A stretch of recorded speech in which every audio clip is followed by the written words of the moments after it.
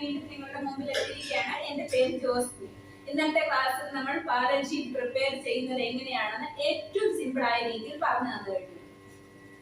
ഇനി നമുക്ക് balance sheet prepare ചെയ്യുമ്പോഴായാലും അല്ലെങ്കിൽ trading and profit and loss account prepare ചെയ്യുമ്പോഴായാലും നമ്മൾ എല്ലാവരും നമ്മുടെ തലവേദന സൃഷ്ടിക്കുന്ന ഒരു കാര്യമാണ് ഔട്ട്സ്റ്റാൻഡിംഗ് എക്സ്പെൻസുകൾ. ഔട്ട്സ്റ്റാൻഡിംഗ് എക്സ്പെൻസ് ട്രീറ്റ് ചെയ്യേണ്ട ഒരു ഘട്ടം വരുന്ന സമയത്ത് തന്നെ എല്ലാവർക്കും അതായത് ഔട്ട്സ്റ്റാൻഡിംഗ് എക്സ്പെൻസ് ഉണ്ട്. ഒരു കൊമേഴ്സ് വിദ്യാർത്ഥി അക്കൗണ്ട്സിന്റെ പ്രോബ്ലം പേപ്പർ ചെയ്യുന്ന സമയത്ത് അല്ലെങ്കിൽ ഒരു കമ്പനി അക്കൗണ്ട് എൻട്രികൾ പാസ് ചെയ്യുന്ന സമയത്ത് അല്ലെങ്കിൽ മറ്റെന്തെങ്കിലും രീതിയിലുള്ള ഔട്ട്സ്റ്റാൻഡിംഗ് എക്സ്പെൻസുകൾ ട്രീറ്റ് ചെയ്യേണ്ടി വരുന്ന സമയത്തൊക്കെ എല്ലാവർക്കും തലവേദന സൃഷ്ടിക്കുന്ന ഒരു കാര്യമാണ് ഈ ഔട്ട്സ്റ്റാൻഡിംഗ് എക്സ്പെൻസ്.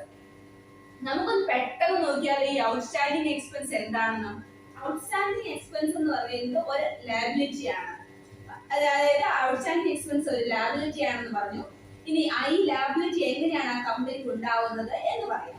അതായത് ഒരു കമ്പനിയെ സംബന്ധിച്ചിടത്തോളം ഒരു വർഷത്തെ എക്സ്പെൻസുകളെല്ലാം ആ വർഷം തന്നെ ട്രീറ്റ് ചെയ്യണമെന്നാണ് ഒരു റൂള്. അതായത് അക്കൗണ്ടിംഗ് റൂൾ അങ്ങനെയാണ്. അതായത് ഈ വർഷം ഒരു ഫിനാൻഷ്യൽ ഇയറിൽ ആ കമ്പനിക്ക് ഉണ്ടാവേണ്ട ചെലവുകളെല്ലാം ആ ഫിനാൻഷ്യൽ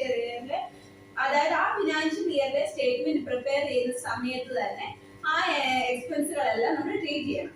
അങ്ങനെ ഒരു ഫിനാൻഷ്യൽ ഇയറിൽ ഒരു കമ്പനിയെ സംബന്ധിച്ചിടത്തോളം ഉണ്ടാകുന്ന എല്ലാ എക്സ്പെൻസുകളും ആ വർഷം തന്നെ ട്രീറ്റ് ചെയ്യണം എന്നതാണ് ഒരു അക്കൗണ്ടിംഗ് റൂള്. മനസ്സിലായി എന്ന് വിചാരിക്കുന്നു.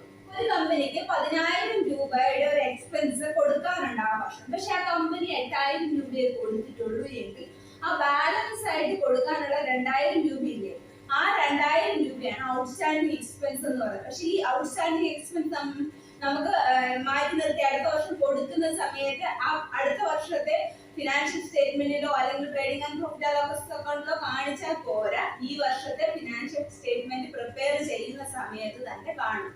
അതായത് trading and profit and loss account മുതൽ ഇങ്ങോട്ട് ആ ഔട്ട്സ്റ്റാൻഡിംഗ് ആയിട്ട് കൊടുത്തിരിക്കുന്ന എക്സ്പെൻസ് കാണിക്കണം. അപ്പൊ ഏകദേശം ഒരു രൂപം കിട്ടിയെന്ന് വിചാരിക്കുക. ഒരു കമ്പനിയെ സംബന്ധിച്ചിടത്തോളം ആ ഒരു സാമ്പത്തിക വർഷത്തിൽ ആ കമ്പനിക്ക് കൊടുക്കാനുണ്ടായിരുന്ന ബാധ്യതകളിൽ ചില കാരണങ്ങൾ കൊണ്ട്, സാമ്പത്തിക ബുദ്ധിമുട്ട് കൊണ്ടോ മറ്റെന്തെങ്കിലും കാരണങ്ങളോ കൊണ്ടോ കമ്പനിക്ക് കൊടുക്കാൻ പറ്റിയില്ല, അത് ബാധ്യതയാക്കി മാറ്റി വെച്ചു അല്ലെങ്കിൽ പിന്നീട് കൊടുക്കാമെന്ന് പറഞ്ഞ് മാറ്റി വെച്ചു. അങ്ങനെയുള്ള ആ ബാധ്യതയാണ് നമ്മൾ ഔട്ട്സ്റ്റാൻഡിംഗ് എക്സ്പെൻസ് ആയിട്ട് ട്രീറ്റ് ചെയ്യുന്നത്. കാരണം ആ ഏതൊരു കമ്പനിയുടെയും ആ വർഷത്തെ ബാധ്യത ആ വർഷത്തെ ഫിനാൻഷ്യൽ സ്റ്റേറ്റ്മെന്റ് പ്രിപ്പയർ ചെയ്യുന്ന സമയത്ത് തന്നെ ട്രീറ്റ് ചെയ്യേണ്ടത് അത്യാവശ്യമായതുകൊണ്ട് അതിനെ നമ്മൾ ഔട്ട്സ്റ്റാൻഡിംഗ് എക്സ്പെൻസ് എന്ന് കാണിച്ച് ട്രീറ്റ് ചെയ്യുന്നു. അത് ഒരു കമ്പനിയെ സംബന്ധിച്ചിടത്തോളം ഒരു ലയബിലിറ്റിയാണ്, അതായത് ബാധ്യതയാണ്. അപ്പം ഈ ഔട്ട്സ്റ്റാൻഡിംഗ് എക്സ്പെൻസ് എന്താണെന്ന് മനസ്സിലായി. പക്ഷെ ഞാൻ ഇപ്പൊ ഇങ്ങനെ പറഞ്ഞു ഔട്ട്സ്റ്റാൻഡിംഗ് എക്സ്പെൻസ് ഇന്നതാണെന്നൊക്കെ പറഞ്ഞു ചിലപ്പോൾ പെട്ടെന്ന് തലയിൽ കയറാൻ ഭയങ്കര ബുദ്ധിമുട്ടായിരുന്നു. കാരണം ഇതിനെ കുറിച്ച് ഒരു ഏകദേശം ധാരണ ഉള്ളവർക്ക് പെട്ടെന്ന് മനസ്സിലാക്കും. എന്നാലും ഇതിലേക്ക് തുടക്കക്കാരായി വരുന്ന അല്ലെങ്കിൽ കൊമേഴ്സിലേക്ക് സ്റ്റാർട്ടിങ്ങിൽ വരുന്ന ആൾക്കാർക്കൊന്നും ഇത് അത്ര പെട്ടെന്ന് മനസ്സിലായി എന്ന് വരും. ഞാനൊരു ഉദാഹരണത്തിലൂടെ തന്നെ പറയാം. ഒരു വ്യക്തിക്ക്, അതായത് ഒരു എംപ്ലോയിക്ക് കമ്പനി എല്ലാ മാസവും 5,000 രൂപ സാലറി, ഉദാഹരണത്തിന് വേണ്ടിയിട്ടാണ് ഈ 5,000 രൂപ എന്ന് പറയുന്നത്. അല്ലെങ്കിൽ ഈ ചോദ്യം വരരുത് കാരണം 5,000 രൂപ ഒരു സാലറി ഉള്ളോ എന്ന്. അങ്ങനെയല്ല, ഒരു ഉദാഹരണത്തിന് വേണ്ടിയിട്ട് പറയാം. ഒരാൾക്ക് കമ്പനി 5,000 രൂപയാണ് സാലറി കൊടുക്കുന്നത്. അതായത് ആ ഒരു വർഷം ആ കമ്പനി ആ വ്യക്തിക്ക്, അതായത് ആ എംപ്ലോയിക്ക് 60,000 രൂപ സാലറി കൊടുക്കണം. 5,000 × 12 60,000 രൂപ സാലറി കൊടുക്കണം. കറക്റ്റ് അല്ലേ?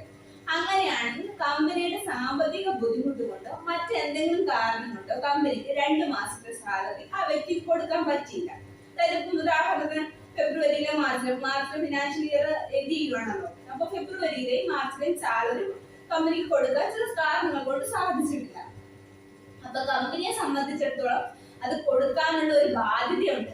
കാരണം കമ്പനി എന്തായാലും ആ എംപ്ലോയി വർക്ക് ചെയ്താണ്, ലീവിലല്ല, ഡ്യൂട്ടിയിൽ ഉണ്ടായിരുന്ന ഒരു സ്റ്റാഫ് ആയിരുന്നു. അതുകൊണ്ട് ആ സ്റ്റാഫിന് കമ്പനി സാലറി കൊടുത്തേ മതിയാവുള്ളൂ. കമ്പനിയുടെ സിറ്റുവേഷൻ മൂലമാണ് സാലറി പെൻഡിങ് ചെയ്തിരിക്കുന്നത്. അപ്പൊ അത് കമ്പനിക്ക് ബാധ്യതയാണെന്ന് മനസ്സിലാക്കാൻ വേറെ എക്സ്ട്രാ എക്സ്പ്ലനേഷന്റെ ആവശ്യങ്ങളൊന്നുമില്ല. അപ്പൊ നമ്മള് അത് കമ്പനിയുടെ ബാധ്യത ലിസ്റ്റ്. അപ്പൊ സാലറി ആയിട്ട് 60,000 കൊടുക്കണമായിരുന്നു, 50,000 കൊടുത്തിട്ടുള്ളൂ. ആ 10,000 രൂപ നമുക്ക് കമ്പനിയെ സംബന്ധിച്ചിടത്തോളം ബാധ്യതയായിട്ട് മാറ്റി നിർത്തപ്പെട്ടിരിക്കുന്നു. കാരണം അടുത്ത വർഷത്ത് കൊടുക്കണം, അല്ലെങ്കിൽ ഈ സാമ്പത്തിക വർഷത്തിൽ കൊടുക്കേണ്ടിരുന്ന ഒരു എമൗണ്ട് ആയിരുന്നു, കൊടുക്കാൻ പറ്റിയില്ല. അപ്പൊ ഈ കൊടുക്കാൻ പറ്റാതെ മാറ്റി വെച്ചിരിക്കുന്ന ഈ സാലറി എമൗണ്ട് ആണ് സാലറി ഔട്ട്സ്റ്റാൻഡിംഗ് എന്നറിയപ്പെടുന്നത്. അതായത് കൊടുക്കേണ്ടതായിരുന്നു, പക്ഷെ കൊടുക്കാൻ പറ്റിയില്ല. കാരണം കമ്പനിയുടെ ബാധ്യത മൂലം കൊടുക്കാൻ പറ്റിയില്ല, അല്ലെങ്കിൽ കമ്പനി മറ്റെന്തെങ്കിലും ഒരു റീസൺ കാരണം കൊടുക്കാൻ പറ്റില്ല. അപ്പൊ സാലറി ഔട്ട്സ്റ്റാൻഡിംഗ് എന്താണെന്ന് വ്യക്തമായിട്ട് തന്നെ പറഞ്ഞു വിചാരിക്കുന്നു. നിങ്ങൾക്ക് മനസ്സിലായി എന്നും ഞാൻ വിചാരിക്കുന്നു. അപ്പൊ സാലറി ഔട്ട്സ്റ്റാൻഡിംഗ് എന്ന് പറഞ്ഞ എക്സ്പെൻസ് കമ്പനിക്ക് കൊടുക്കുക.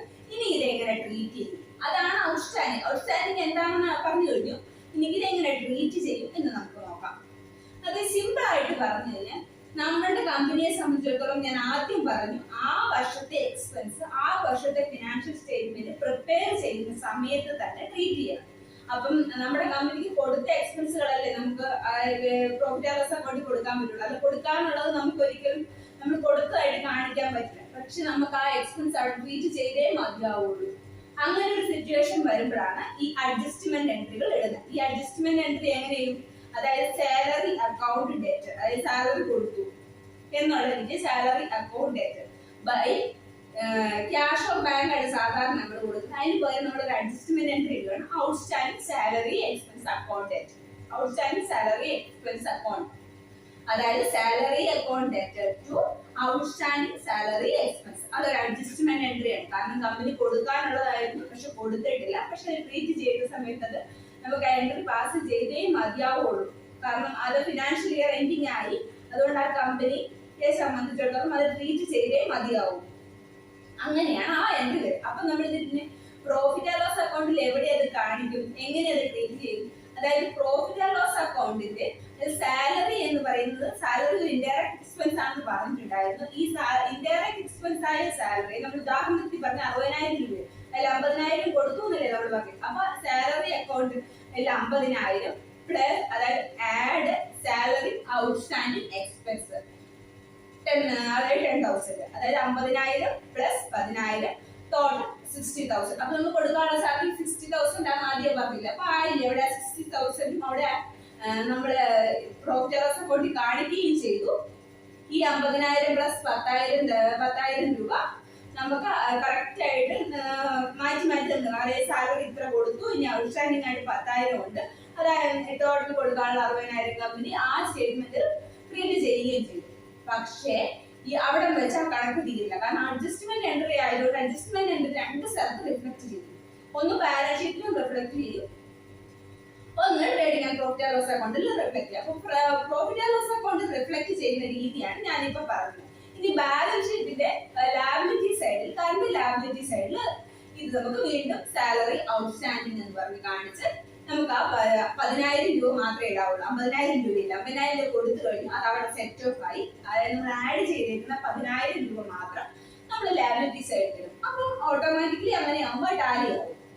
അങ്ങനെയാണ് ഒരു ഔട്ട്സ്റ്റാൻഡിംഗ് എക്സ്പെൻസ് എൻട്രി പാസ് ചെയ്യുന്നതും അത് ഒരു കമ്പനിയെ സംബന്ധിച്ചിടത്തോളം ഒരു ഫിനാൻഷ്യൽ ഇയർ ട്രീറ്റ് ചെയ്തു. ഇനി ചിലർക്ക് സംശയം ഉണ്ടാവും, ഈ ഔട്ട്സ്റ്റാൻഡിംഗ് എക്സ്പെൻസ് ഒക്കെ ട്രീറ്റ് ചെയ്യുന്നപ്പോഴാണ്, അതായത് ആ ഫിനാൻഷ്യൽ ഇയർ എൻഡിൽ ഫിനാൻഷ്യൽ സ്റ്റേറ്റ്മെന്റ് പ്രിപ്പയർ ചെയ്യുന്ന സമയത്ത് വരെ കൊടുത്തിട്ടില്ലെങ്കിൽ, അതായത് ഒരു ഏപ്രിൽ ടു മാർച്ച് ആണല്ലോ ഒരു ഫിനാൻഷ്യൽ ഇയർ എന്ന് പറയുന്നത്.